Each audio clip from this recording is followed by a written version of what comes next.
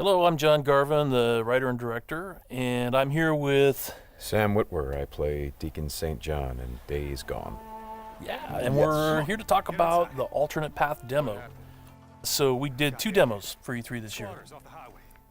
One you guys saw at the media showcase, and this one we showed behind closed doors on the floor at E3. And so for the first time, we're releasing it online so that everybody can kind of take a look at it. And I thought I'd just talk a little bit about, what the differences are, and just kind of like just show you what we were trying to accomplish this year. Yeah, I mean, the most obvious difference so far is the last one was nighttime during the rain, and this is daytime during the snow. Yeah, and it's not just cosmetic, and I think that's one of the things we really wanted to emphasize, because this time we're showing sort of a day in the life of Deacon. You see he's on the drifter bike here.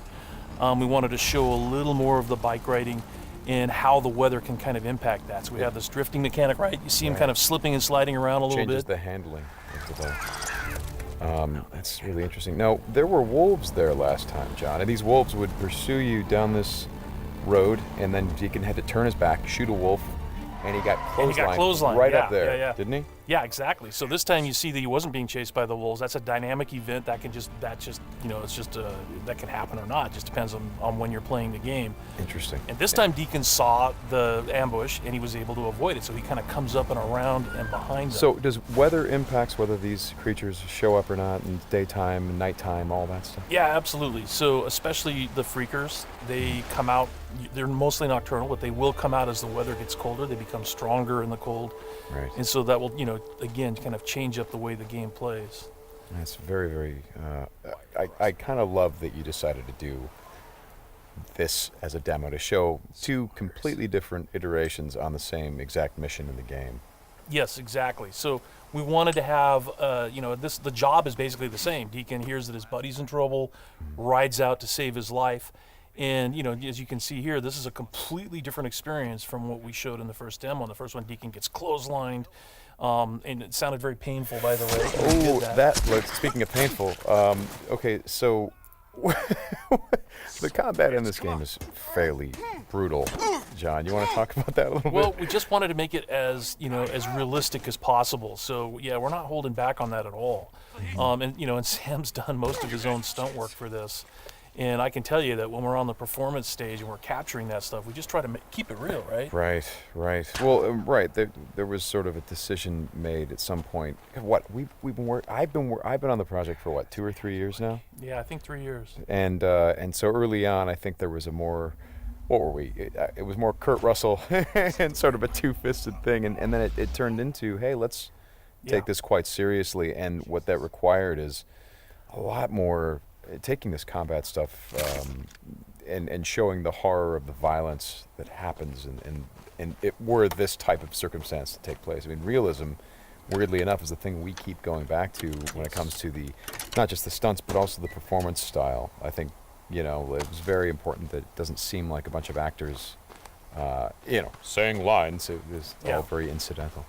And we wanted the world to sort of reflect that as well. So you saw there that, Deacon broke into that emergency vehicle and found some supplies. So this is what we're calling our survival vision. So you saw that earlier when he was looking at Manny's bike on the ground. Mm-hmm. And it's just kind of a way of seeing tracks in the world and sort of imagining what might have happened. Mm-hmm. And here I just wanted to point out that you're seeing in this part of the demo that there are freakers there. There weren't there before because it wasn't snowing. It was, and it was getting lighter out. It wasn't getting darker like it is. And so, it changes up the way you can play through the level. And what is this? We call this the meat wall. The meat wall. Yeah, and it's not just there, to make the guys who put them up to seem evil. They're there for a purpose because, again, freakers are living creatures. They eat. That's their primary thing. They want to eat. And so you hang these dead freakers up, and any freaker, rather than coming into their camp like you see here, they would actually stop and snack. Yeah, exactly. Yeah. And then the same thing with this freaker that they've hung upside down. Mm-hmm. There's a bear trap underneath it, and they use that because a freaker will come, be attracted to the meat, and then hit that trap. Interesting. Another thing you just saw, by the way, is that tin can. The tin can trap that you that's an alarm that the marauders will put up, and this is again some of the things that marauder camps just do. And you find these marauder camps throughout the world. You'll find traps like that, and then if you're careful and you're paying attention, you can avoid them. Because in the first demo, Deacon didn't avoid it, and he set off that alarm. Right. Now this is the same tactic that he used last time. Throws the rock to get someone to to lure him over and have him step in the bear trap. But this one plays out a little bit differently than last time. One of the things that struck me, and we've talked about this obviously as we've shot, but there's an effort of the other Marauders to get this guy to shut up, and he won't. Yeah, and so in the first demo, Deacon's heading on down the trail, and you can hear that happening behind him. Right. And this time we're showing what happens. So, he's watching everybody react to this poor guy trapped in the in that bear trap, and she just is like, shut up, shut up, shut up, and then just loses it and shoots the guy. Right. And of course, in the meantime, Deacon is crafting a Molotov and just takes them all out. Right. Oh boy, that's brutal. Ow. So again, it's like in the previous demo, Deacon would have gone off to the trail down to the right.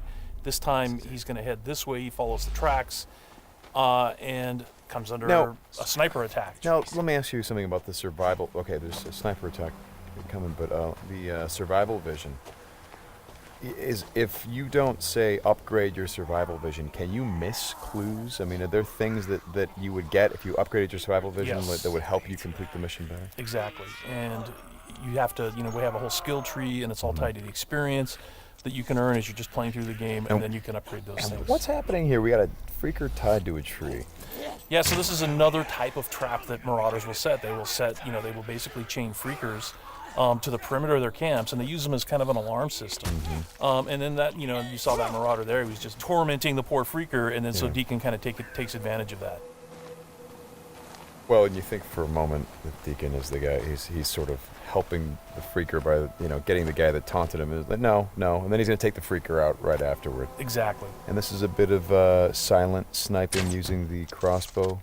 Yeah, so this whole sequence at the end plays out very differently. In the first demo, you saw Deacon use a swarm. He weaponized a swarm, lured them into the camp, and then they kind of did the work for him. There's no swarm in this run-through. Right. So the player really has to go in and use what we're calling our strategic sandbox combat, and that's just, stealth mechanics and setting and using traps, whole arsenal of weapons. You see there's a variety of weapons that Deacon's going to use through this, including the crossbow. He crafts his own bolts.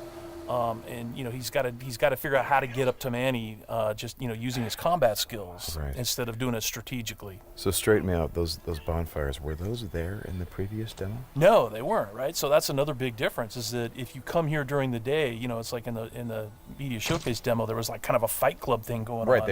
They were punching each other, and everybody was just sort of getting into it. Nobody's really paying attention to what's going on. Yeah. And now it's getting dark and it's cold out. So they've built these bonfires. So. And again, it's not just a cosmetic change in the way the... Well, it's cold, right? Yeah, it's because it's cold. They have to build some... So it changes the way the Marauders behave in the level. Mm-hmm. Well, that's very... Again, this is part of the reason why I love that you did this as a demo, because the behavior of all of these things, not just the freakers, but the Marauders, everything, there's a logic to it. You can track why they're doing the things that they're doing. And you can use it to your advantage in the gameplay. That's kind of what I like about this so much. And that's really what we wanted to showcase this year, is that it's an open world game, and everything you see around here. And again, we're only playing this two different ways. You saw that waterfall way up there off in the distance. There's a bridge that goes in front of that. If you had a sniper rifle and enough ammunition, you could have driven your bike all the way up there. There's trails that go all the way up there, and you could have used your sniper rifle to take out this entire camp, because it would have taken them a while to figure out where the shots were coming from and to get to you. So, that's a different way to play it. There's another way to play it, by the way, where you could have just stealthed in through the entire camp if you had the skills to do it. And you could have just taken everybody out silently, or almost everybody. And then you could have gotten up to where Manny's being held using a different route, and just stealth killed that guy. There's no reason that you have to come in and run and gun it like Deacon is doing here. Hey, how scarce is ammunition? Because I see him switching from a bunch of weapons, and when we saw this demo, when I came in and saw it at E3, one of the things that I really enjoyed was I was sitting next to you, and the driver was playing the game, and at some point I saw you shift in your chair and you leaned forward, and I heard you say, "Oh man, uh-oh." And I'm like, whoa, what's going on? He's like, he's going to get killed. I'm like, whoa, oh. And I leaned forward. I was like, oh, I guess there's some real danger. And one of the things was that he was running out of ammunition. And he was trying to go pick up ammo from the dead he was looking for Marauders. Ammo, But he was under fire. So when we were at E3, we had a whole team with us, and everybody played it slightly differently. So it just shows you that it's not scripted at all. Yeah. And then this Rager Bear. Oh yeah, boy. the infected bear. The infected bear. That's yeah. That's not what you want to see. Well, we thought that would be a good way to end the demo, is to show that it's just one, for Deacon's life. It's just one darn thing after another. Yeah. Right? You're going to save your buddy. You get clotheslined. You get attacked by wolves, or you think you're finally done. You rescued you've gone through all this stuff, and then suddenly, Rager Bear. Right.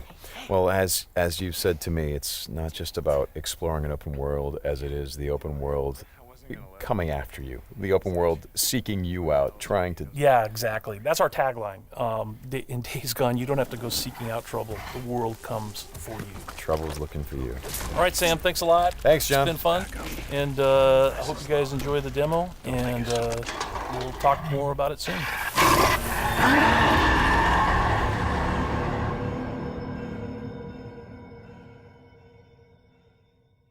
PlayStation